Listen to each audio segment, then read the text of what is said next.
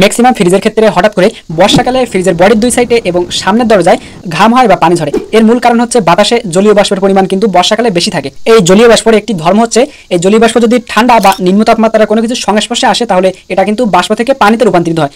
আপনার ফ্রিজের বডি এবং ফ্রিজের সামনের দরজা ঘামার মূল কারণ হচ্ছে যেহেতু আপনার ফ্রিজের বডি এবং সামনের দরজায় নিম্ন তাপমাত্রা বিরাজ করে, অর্থাৎ ঠান্ডা ঠান্ডা একটা ভাব থাকে। এই ঠান্ডা ঠান্ডা ভাব বা নিম্ন তাপমাত্রায় জলীয় বাষ্প এসে পানিতে রূপান্তরিত হয় এবং এটি দেখে আপনি খুবই চিন্তিত হন যে আপনার ফ্রিজের বডি বা আপনার ফ্রিজের সামনের দরজা ঘামছে বা পানি ঝরছে কেন। আশা করি আপনার উত্তরটি পেয়েছেন। তাহলে পানি ঝরা সমস্যার সমাধান কি? তার আগে বলি, আপনি যদি এখনো পর্যন্ত এই ভিডিওটি কন্টিনিউ করেন অবশ্যই ভিডিওটিতে একটি লাইক দিবেন।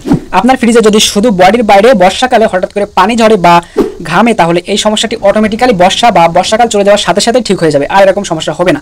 আর যদি সারা বছরই বডির বাইরে এবং দরজার সামনে পানি ঝরে তাহলে এই সমস্যার সমাধান হতে পারে আপনি যে জায়গায় ফ্রিজটি ব্যবহার করছেন এই জায়গা থেকে অন্য জায়গায় স্থানান্তর করে দেখতে পারেন যে ফ্রিজটির পানি ঝরা বন্ধ হচ্ছে কিনা। অর্থাৎ আপনি এমন